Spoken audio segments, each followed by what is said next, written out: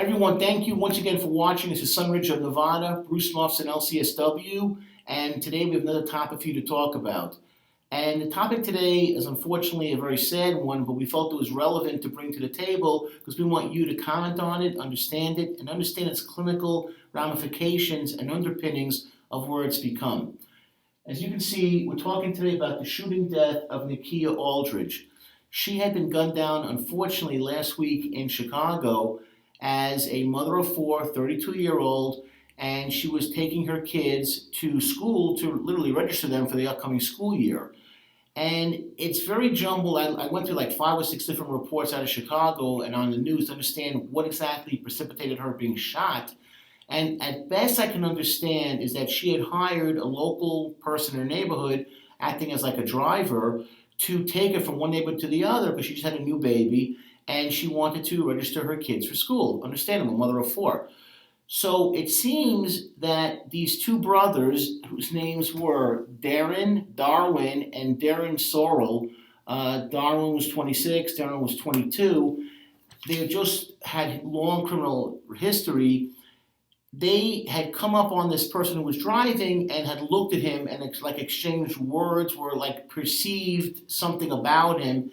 And when he was going back and forth and picking people up and dropping them off, they pursued him. And then when he got out of the car, they chased him with guns. This is all caught on video camera, and shot at him as he's running away, of course. And unfortunately, 2 of the bullets hit Miss Aldridge and in the brain, and another one in the arm. And unfortunately, she was pronounced dead at a local hospital. The death is beyond senseless. I mean, it makes absolutely no sense. Young woman registering her daughters, a driver who was not looking for any kind of trouble. They claimed that he had a gun. Somehow there was a gun involved, that he had a gun.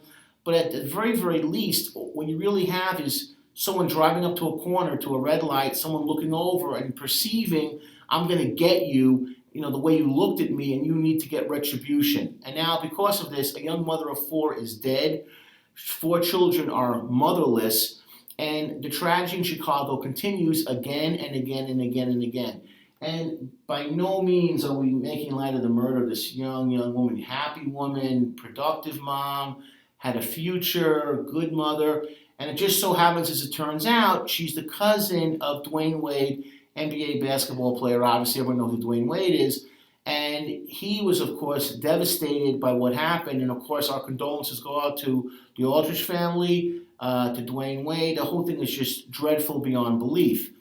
He had made a comment talking about Dwyane Wade himself, said that when he was growing up, everything was gang and drug related because everyone knows he'd been traded. He's now not traded. He signed a deal with Chicago after playing with Miami for so many years. So he said he had up and down experiences with police, some good and some bad. A lot was gang and drug related. And he said what he felt, this is before the murder of his cousin, the most important issues that he was looking for was that he says that people today, African Americans, need to work together. He says there's too much of it's just me, my needs first, and that no one's looking out for each other, and it's important to go out and help each other and be collective. And he has a foundation that works with kids, obviously, and this was on from an undefeated conversation that was hosted by ESPN. He also has no experience to further tragedy. He had a nephew, Darren Johnson, that was shot twice in the leg in 2012, but fortunately recovered. And on his Twitter account, he made a comment. He goes, "My cousin was killed today in Chicago. Another act of senseless gun violence. 4 kids lost their mom for no reason, unreal." And I can't even begin to understand. It's so senseless to me. Now, these 2 brothers were known members, according to the reports, of the Gangster Disciples, a very, very well-known gang out in Chicago and outside of Chicago. And this woman had nothing to do with that. The drivers had nothing to do with it. They literally shot this person for a look and a stare. And of course, you often miss the person you're shooting at. And this poor woman was caught in the hail of bullets, and she was killed. Let's go now. I want to clarify now, again, our condolences. We are so sorry that this family has to go through this horrible tragedy. But I want to give some clinical understanding of what is taking place in Chicago and where it's coming from on a clinical level. The Windy City has seen an incredible, little over 2,800 shooting incidents from which 432 citizens have been shot and killed. Insane numbers. And this is the third largest city in the country behind New York and LA. However, Chicago has more murders than New York and LA combined in 2016. Homicides are up 50% from last year. 90 people were murdered in August and 472 were shot. And they are anticipating a bloody Labor Day weekend, which starts, tomorrow. So people are really bracing for a huge amount of gun violence. And where is this all going from? Where is this all coming from? Now, the family members, they had a memorial for, of course, their cousin and their family member. And again, the insanity of it all, she had been in the area to register her children at the nearby Dula School of Excellence, and that's all she was doing. And here's the question also.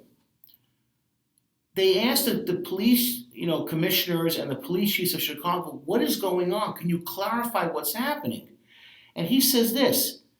He says, both Chicago Police Superintendent Eddie Johnson said at a Sunday news conference, both Sorrell brothers are convicted felons who were on parole at the time of the shooting. Prime examples of the judicial system's inability to stop habitual offenders. He goes like this. Clearly, they don't think we're serious. Clearly, they don't think there's a consequence to their actions. And to be quite honest, we're showing them that there's not. If we're not going to keep you in jail because you choose to use a gun, then what are we doing? So you have police officers, you have a police superintendent saying, our hands are up in the air, we're trying to do something. What can we do when we're letting people out who are intent on creating mayhem? Now here's a question I was asked also. This murder was solved literally within 24 hours. Both brothers were taken into custody. Here's the question. When asked about the difference in solving Aldridge's killing within days compared with the overwhelming majority of homicides that don't end in arrests, Johnson pointed to the community as being more cooperative because of the high-profile nature of the case. He goes, you know why we captured them right away? Because the community helped us with it.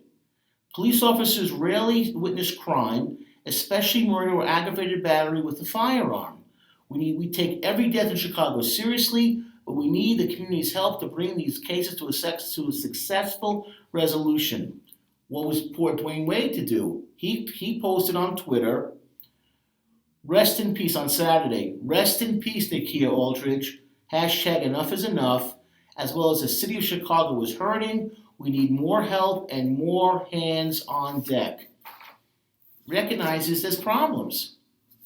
And here's another thing also I wanted to share in talking about the lack of an inability to understand where this is all coming from. This is not a new phenomenon in Chicago. Young black men killing young black men. 25 years ago, August 1991, was an extraordinary bloody month in Chicago. And I'm taking this from Chicago Tribune by a reporter named John Cass. 122 homicides, the most in the city's modern history. So a retired detective, Ted O'Connor, said the mayor's hair was on fire back then. He was worried about the city reaching 1,000 homicides. He goes like this. The shooter was typically a male black between the ages of 17 and 23, O'Connor said, and the victim was typically a male black between the ages of 17 and 23. So what's changed since the 90s? Not much. The same social pathology, and the police are expected to clean it up. Here's another thing also. Politicians know that the gangs are the reasons for the death. That was an issue back then. It was gang versus gang in 1991. Calling it gun violence, though, is much safer, especially in wards where gangs often provide political muscle. Have you ever heard a Chicago alderman call out a street gang by name, O'Connor said? No, me neither. And also, here's another thing also. Now the police force in Chicago is smaller, meaning the number of officers available to patrol are much less. One Northside district, they were saying, only had 3 cars an entire shift. How can you possibly control what's going on when you don't have the manpower? The police can't do their job. Now here's another thing also. Back in the day, 25 years ago, you had large gang units, South Side, West Side, North Side, which provided valuable human intelligence and interaction with the gangs, were disbanded and remade.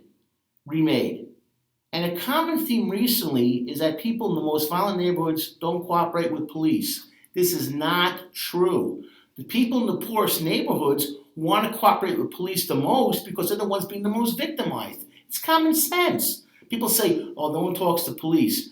No. They will talk to police because if you're in a poor neighborhood, you're at the most threat for being robbed, shot, stabbed, raped, killed. It's common sense when you look at statistics. The wealthiest neighborhoods have the least amount of police presence because there's nothing going on. Occasionally they might have a burglary, but they don't deal with the day-to-day craziness that poor neighborhoods live in. Trust me, for doing thousands of assessments, I really talk to rich kids or rich families that will say, I was raped, I was stabbed, I was assaulted, I was shot, I was bullied, I was harassed, I saw people getting shot in front of me, my brother and sister were shot in front of me. They don't understand that lifestyle. So they're not going to have those kind of interactions. So people in poor neighborhoods, believe me, they have a lot to tell the police. But what's the problem?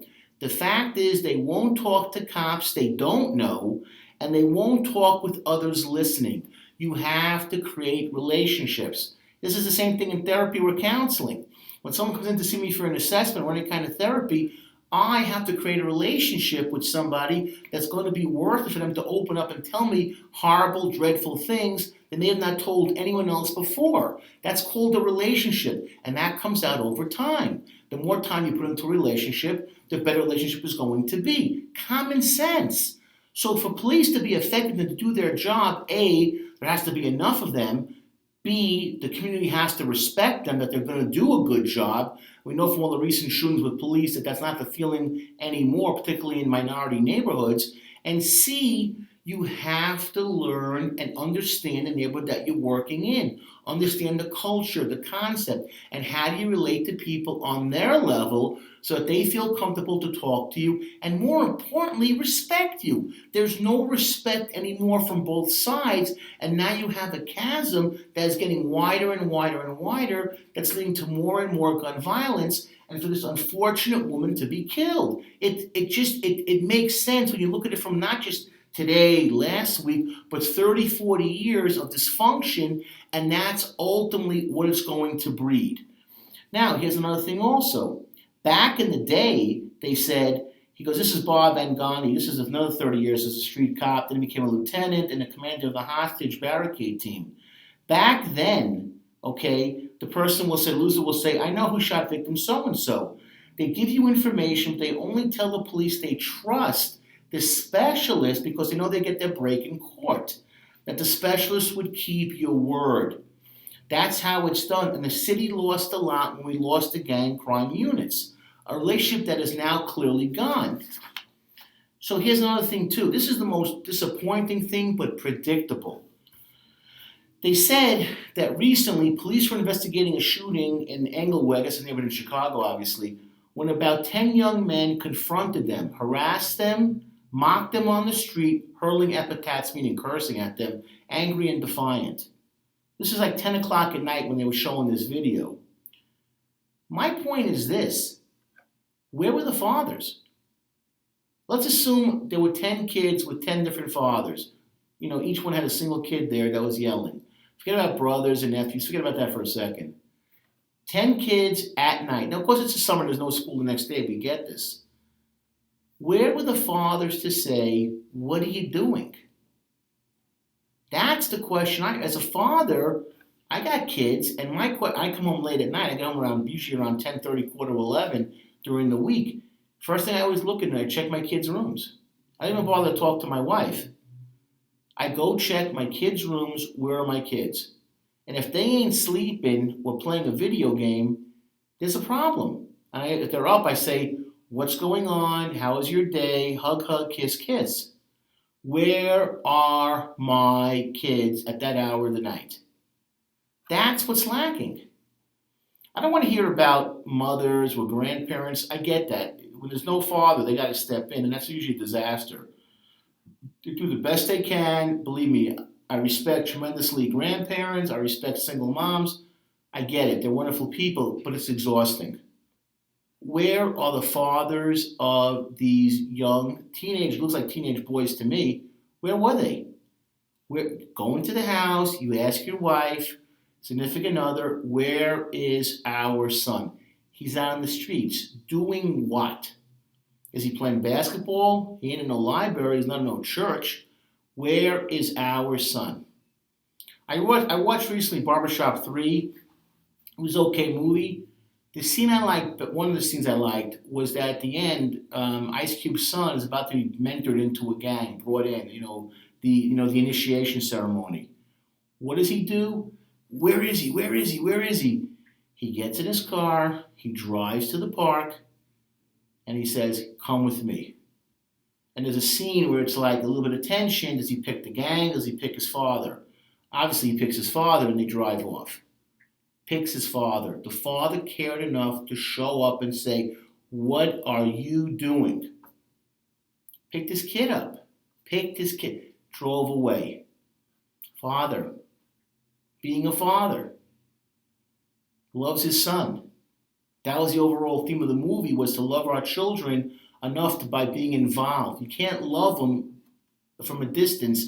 You love them when you're hands-on. He drove to see his kid was safe. And that's what concerns me the most.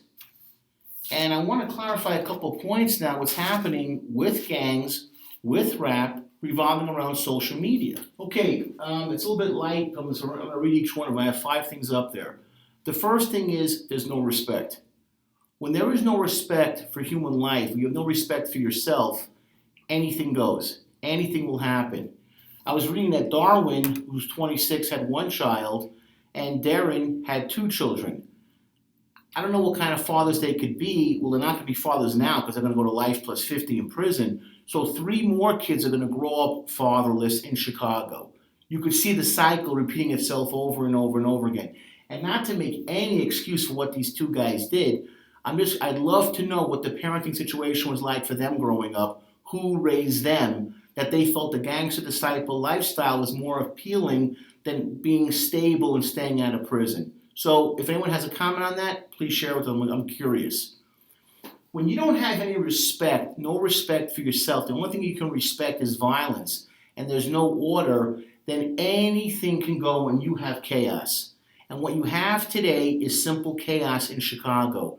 The complete breakdown of a community being able to work together with law enforcement, who seems to be having trouble finding their own way, manpower issues, effective units, and being able to patrol their own. And you have a community that no longer respects the police, doesn't feel they can rely on them, and you have chaos erupting.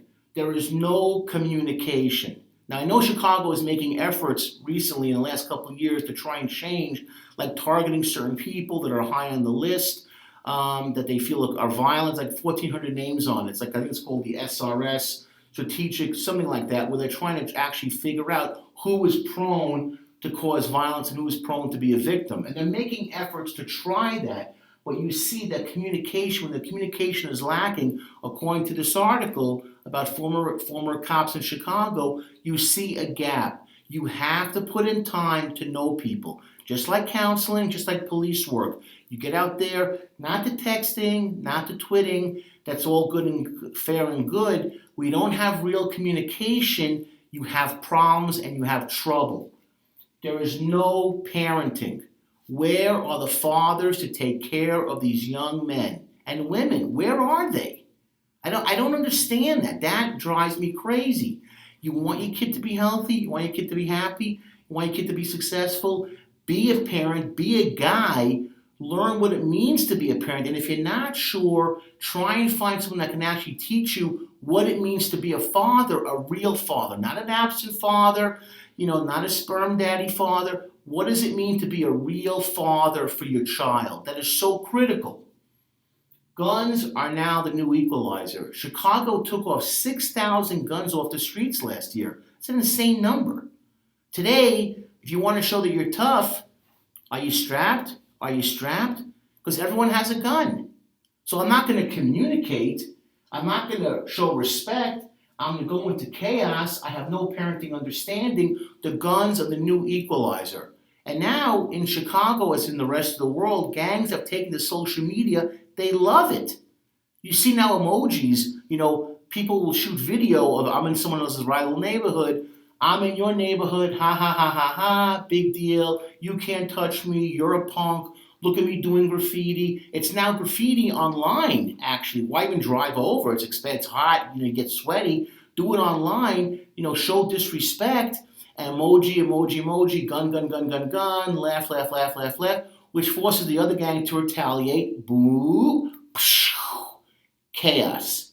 This has become the new norm, calling out people, threatening people. And in rap, a lot of rappers out of Chicago are using that threat of violence as a way of popularity. Hey, Murder City, we kill people. No one walks around here without a gun. So the theme overall, again and again and again and again, is amp up the level of violence, because everything about it is heightened, that if you're not violent, you're not cool, you can't fit in, you're not part of the crowd, i.e. you're a loser. So you're almost forced to be fierce to carry a gun, because if you don't shoot somebody, then you're not cool. This is sickness. This is madness. This is insanity. And her death, Miss Aldridge's death, was such a waste of a young woman, 4 kids, young mommy. You can't even grapple with the insanity of it all. But I wanted to show today, unfortunately, her death, there's reasons behind it. It's not just done randomly. When you have 30, 40, 50 years of dysfunction, unfortunately, it all comes home to roost. Please look at this video. Talk about it among yourselves. Think about it. Leave comments. We've gotten some comments that were, very, very positive about our comments. Some that are not so positive. You know what? I really don't care. I just like comments in general. When I see a comment, I know you cared enough to put something down. And think about yourself. And if you're a guy watching this, think about what is your role, not in Chicago, but in Atlanta, Dallas, St. Louis, and what can you do to be a better father, be a better parent, and better person? Thanks for watching Sunridge of Nevada. This is Bruce Muffson, LCSW. Thank you.